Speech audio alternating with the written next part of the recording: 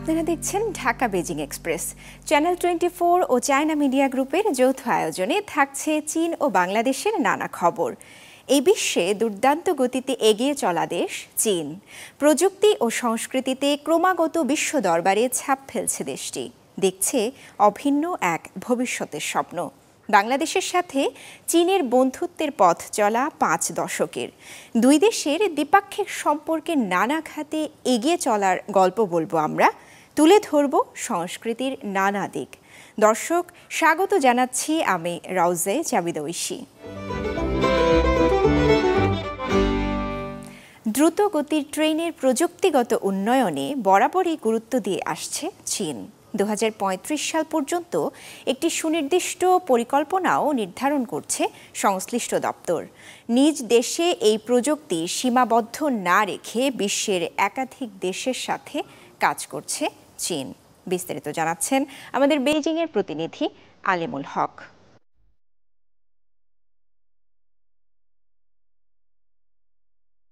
বন্ধুরা, চীনের উচ্চ গতির ট্রেন মানুষের জীবনকে অনেক সহজ করেছে। এই ট্রেনে চড়ার অভিজ্ঞতা কেমন? সম্প্রতি আমি দ্রুতগতির ফুসিং ট্রেনে বেইজিং থেকে সাংহাই গিয়েছি। আজ আপনাদেরকে সেই গল্প শোনাব। G1 নম্বর দ্রুতগতি ট্রেন বেইজিং টু সাংহাই যাতায়াত করে। ট্রেনটি সকাল 7টায় বেইজিং নান রেলওয়ে স্টেশন থেকে রওনা হয়। ট্রেনে উঠে আমি দেখেছি তাদের কফি ও স্ন্যাক্স সহ নানা ধরনের খাবার ও পানীয় সেবা রয়েছে। ট্রেনে এয়ার কন্ডিশন ও বাতাস বিশুদ্ধকরণ ব্যবস্থা রয়েছে। স্বয়ংক্রিয়ভাবে তাপমাত্রা নিয়ন্ত্রিত হয়। ট্রেনের ভেতরের তাপমাত্রা 22 থেকে 26 ডিগ্রি সেলসিয়াসে ওঠানামা করে। ট্রেনে সবসময় বিশুদ্ধ বাতাস সরবরাহ করা হয়। ট্রেনটি ঘন্টায় 300 কিলোমিটারেরও বেশি গতিতে চলছিল। এত দ্রুত গতিতে চললেও ট্রেনটি মনে হয় স্থির, কোনো ঝাঁকি নেই। আমরা মাত্র 4.5 ঘন্টায় 1200 কিলোমিটার পথ অতিক্রম করি। দ্রুতগতির ট্রেনের কারণে বেইজিংয়ে নাস্তা করে সাংহাইয়ে দুপুরের খাওয়া সম্ভব। দ্রুতগতির ট্রেনের নানান সুবিধা ও বৈশিষ্ট্যের কারণে অনেকের কাছেই এটি যাতায়াতের প্রথম পছন্দ। গত 30 সেপ্টেম্বর থেকে 7 অক্টোবর পর্যন্ত দেশব্যাপী মোট 16 কোটি মানুষ ট্রেনে যাতায়াত করেছেন। চীনের দ্রুতগতির রেলপথ উন্নয়নের উপর অনেক গুরুত্ব দেওয়া হচ্ছে। সংশ্লিষ্ট নীতির কারণে দেশের আধুনিক রেল অবকাঠামো ব্যবস্থার নির্মাণ কাজ সুষ্ঠু ও দ্রুত গতিতে চলছে। 2024 সালের সেপ্টেম্বরের শেষ দিকে চীনে দ্রুতগতির রেলপথের মোট দৈর্ঘ্য ছিল 46,000 কিলোমিটারের বেশি, যা বিশ্বের মোট দ্রুতগতির রেলপথের 2/3 বেশি। পরিকল্পনা হচ্ছে 2035 সাল নাগাদ দেশের দ্রুতগতির রেলপথের দৈর্ঘ্য দাঁড়াবে 70,000 কিলোমিটার। দ্রুতগতির ট্রেনের প্রযুক্তি উন্নয়নেও চীন বরাবরই গুরুত্ব দিয়ে আসছে। আপনারা এখন যা দেখছেন তা হচ্ছে চীনের তৈরি একটি নতুন ধরনের স্মার্ট দ্রুতগতির ট্রেন। গত জুন মাসে এটি বেইজিং সাংহাই রেলপথে যাতায়াত শুরু করে। চীনের দ্রুতগতির রেলপথ শুধু চীনের নয়, বিশ্বের অনেক দেশ ও অঞ্চলের মানুষকেও সুবিধা দিচ্ছে এবং সবুজ উন্নয়নে কাজ করছে। এ পর্যন্ত বিশ্বের অনেক দেশ ও অঞ্চলের সাথে চীনের দ্রুতগতির রেলপথ বিষয়ক সহযোগিতামূলক প্রকল্প রয়েছে। বিওয়াইডি চীনা মালিকানাধীন বিশ্বের শীর্ষস্থানীয় এনইভি গাড়ি নির্মাণকারী প্রতিষ্ঠান। এবছর বিশ্বজুড়ে 30 বছর পূর্তি উদযাপন করছে প্রতিষ্ঠানটি। সম্প্রতি বাংলাদেশেও এই উপলক্ষে 3 দিনের একটি ইভেন্টের আয়োজন করে বিওয়াইডি বাংলাদেশ।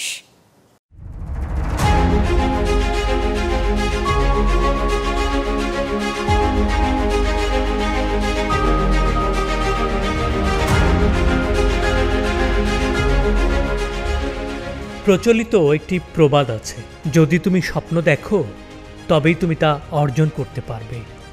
আর এই প্রবাদের জলজ্যান্ত উদাহরণ BYD। 1995 সালে মাত্র 4 কোটি 10 লাখ টাকা আর 20 জন কর্মী নিয়ে শুরু হয় প্রতিষ্ঠানটির যাত্রা। বর্তমানে বিশ্বে 40টিরও বেশি শাখা আর 10 লাখ কর্মী নিয়ে সবচেয়ে বড় NEV গাড়ি প্রস্তুতকারক প্রতিষ্ঠান হিসেবে কাজ করছে BYD। প্রযুক্তিগত উদ্ভাবন ও গতিশীল বিশ্ব গড়তে বিশ্বের টেকসই উন্নয়নে অবদান রাখছে BYD, এমনটাই জানিয়েছেন প্রতিষ্ঠানের চেয়ারম্যান ওয়াং চুয়াওফু। বিশ্বের প্রথম গাড়ি নির্মাতা প্রতিষ্ঠান হিসেবে সর্বপ্রথম 1 কোটিতম গাড়ি উৎপাদনের ক্লাবে প্রবেশ করল কোম্পানিটি। বৈদ্যুতিক গাড়ি নির্মাণকারী প্রতিষ্ঠানটির 30 বছর পূর্তি উদযাপন উপলক্ষে বাংলাদেশে BYD পাওয়ার প্লে শীর্ষক 3 দিন ব্যাপী এক কার্নিভালের আয়োজন করে। তেজগাঁস্থ BYD বাংলাদেশ ফ্ল্যাগশিপ শোরুমে 21 থেকে 23 নভেম্বর পর্যন্ত 3 দিন চলে এই কার্নিভাল। ইভি গাড়ি অথবা NEV গাড়ির ভবিষ্যৎ আসলে অনেক বেশি। বাংলাদেশের মার্কেট 50%-এর উপরে ইভি রাজত্ব করবে।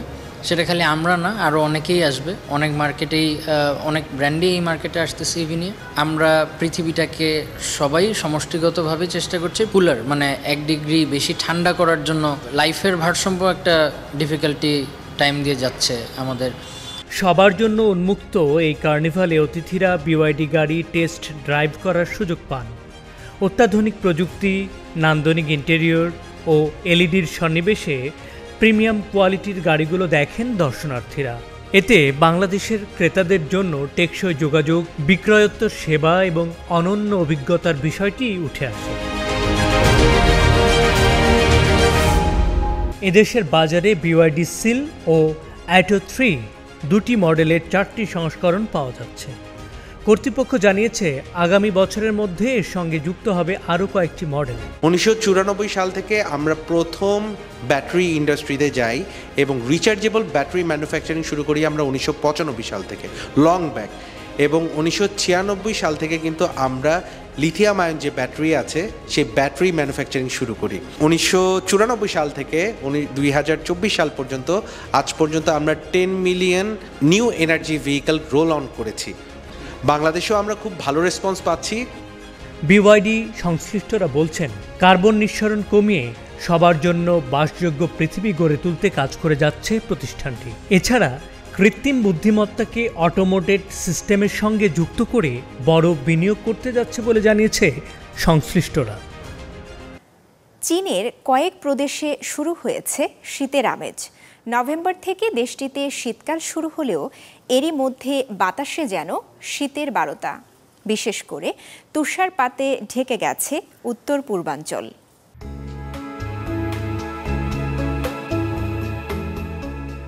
তাপমাত্রা দ্রুত কমছে, প্রতি রাতেই কড়া নাড়ছে কনকনে ঠান্ডা হাওয়া। সূর্যের কার্পণ্যতায় দিনের বেলায় যেন মনমরা প্রকৃতি। এভাবেই চীনের কয়েক প্রদেশে গুটি পায়ে এগিয়ে আসছে শীতকাল। উত্তর পূর্বাঞ্চলে এরই মধ্যে হানা দিয়েছে শৈত্যপ্রবাহ। আগমনী বার্তা দক্ষিণাঞ্চলেও। সপ্তাহ জুড়েই হালকা তুষারপাতের সাক্ষী ছিল উত্তর পূর্ব চীন। তবে পশ্চিম এবং উত্তর হেইলংচিয়াং প্রদেশ এবং অভ্যন্তরীণ মঙ্গোলিয়ায় কিছু অংশ দেখে মাঝারি থেকে ভারী তুষারপাত। শৈত্যপ্রবাহের কারণে চীনের বেশ কিছু অঞ্চলে প্রবল বাতাস, তীব্র বৃষ্টি কিংবা তুষারপাত দেখা দিতে পারে। কিছু অংশে শুরু হয়েছে এই নজির। সেই সাথে তাপমাত্রার উল্লেখযোগ্য হ্রাস ঘটবে। ছিতাইহ শহরে আবার বৃষ্টির পর হু হু করে কমেছে তাপমাত্রা। চলতি সপ্তাহে 16 মিলিমিটারের ভারী তুষারপাত দেখে শহরটি। যান চলাচল নির্বিঘ্ন করতে এরই মধ্যে রাস্তা থেকে বরফ সরাতে অতিরিক্ত কর্মী মোতায়েন করেছে স্থানীয় প্রশাসন।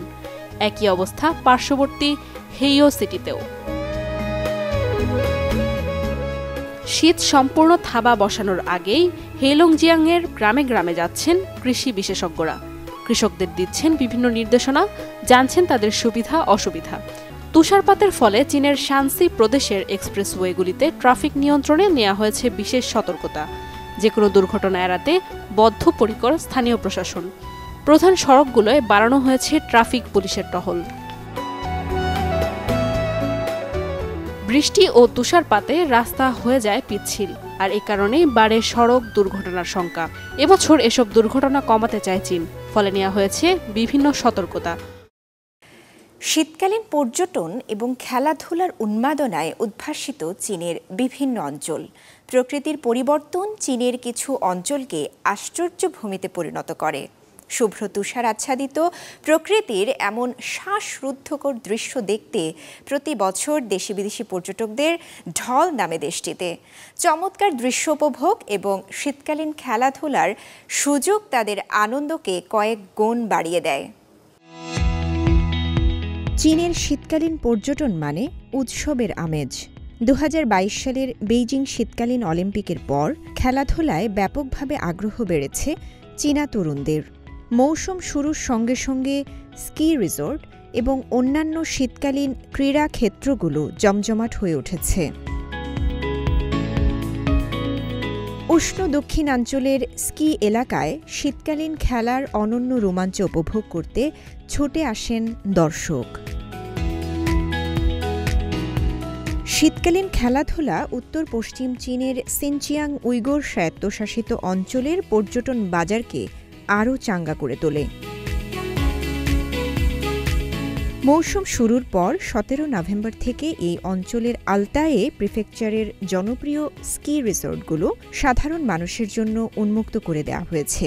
রিসোর্টে দর্শনার্থীদের সংখ্যা দিন দিন বাড়ছে। এদিকে উত্তর পশ্চিম চীনের ছিংহাই প্রদেশ পর্যটকদের স্বাগত জানাতে সব ধরনের প্রস্তুতি নিয়েছে। শীতকালীন আশ্চর্য ভূমি উপভোগ করতে পর্যটন কার্যক্রম শুরু করেছে স্থানীয় প্রশাসন। চিলিয়ান পর্বতমালার পূর্ব অংশের সর্বোচ্চ বিন্দু চমৎকার কাংশিখা তুষার শেখরে খোলা হয়েছে 2024-25 ছিংহাই শীত বসন্ত পর্যটন সিরিজ। এই ইভেন্টে বরফের ভাস্কর্য প্রদর্শন এবং ঘোড়দৌড় সহ 15টি ইভেন্ট রয়েছে, যা স্থানীয় সংস্কৃতির সাথে এই অঞ্চলের প্রাকৃতিক সৌন্দর্যের মিশ্রণ ঘটায়। একই সঙ্গে পর্যটকদের বিশেষ অভিজ্ঞতা দিতে বন্য প্রাণী পর্যবেক্ষণ কেন্দ্র স্থাপন করেছে স্থানীয় কর্তৃপক্ষ। প্রচুর বরফ এবং তুষার সম্পদে সমৃদ্ধ ছিংহাইতেও খেলাপ্রেমীদের আকৃষ্ট করতে স্কিইং এবং আরোহণ সহ স্পোর্টস স্পটগুলো উন্মুক্ত করে দেওয়া হয়েছে। এখানকার তুষার চূড়া পর্বতারোহীদের জন্য জনপ্রিয় গন্তব্য। এখানকার আবহাওয়া এবং বাতাস আমাকে বেশ স্বস্তি দেয়। এটি বয়স্কদের অবসরের সময় কাটানোর জন্য বেশ উপযুক্ত। এটি প্রচুর গাছপালা সহ একটি জায়গা এবং এখানে খাবারের দামও সাশ্রয়ী। দীর্ঘ স্কিইং মৌসুম সাধারণত অক্টোবরের শেষ থেকে মে পর্যন্ত চলে। হপে প্রদেশের চাংচিয়া খৌতে স্কি রিসোর্ট মালিকরা জানান 2022 সালের শীতকালীন অলিম্পিকের পর এখানকার দর্শনার্থীদের সংখ্যা বেড়ে চলেছে। আবহাওয়া অনুকূলে থাকলে এবছর পর্যটক সংখ্যায় নতুন রেকর্ড হতে পারে। 2030 সালের মধ্যে 1.5 ট্রিলিয়ন ইউয়ান মূল্যের তুষার অর্থনীতি গড়তে একটি পরিকল্পনা হাতে নিয়েছে চীন সরকার। ঢাকা বেজিং এক্সপ্রেস আজ এ পর্যন্তই। চীন ও বাংলাদেশের দ্বিপাক্ষিক সম্পর্ক এবং নানা ঘটনা প্রবাহ নিয়ে আবার দেখা হবে পরবর্তী পর্বে, একই দিনে একই সময় চ্যানেল 24-এ।